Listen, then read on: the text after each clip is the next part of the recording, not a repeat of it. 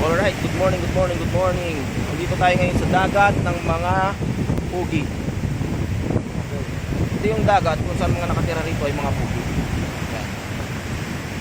Kung mapapansin ninyo, dito sa dagat na to ay walang naliligo. Yan. Pansin ninyo itong dagat na to na napakalaki at napakahaba.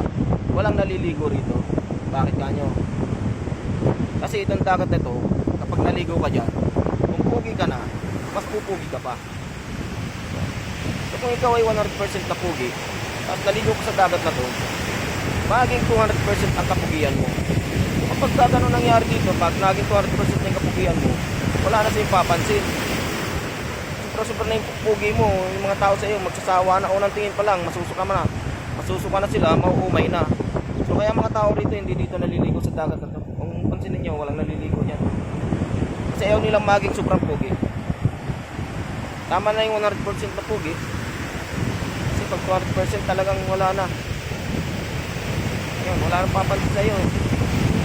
Tingin lang sa'yo, sulit na sa'yo, masusuka ng titingin. Kaya hindi sila naliligo dyan. Ito ang bukod tanging dagat na hindi pinapaliguan. Kasi masusobrang ka talaga sa kapugian dito. Oo. Kaya mamaya maliligo na ha.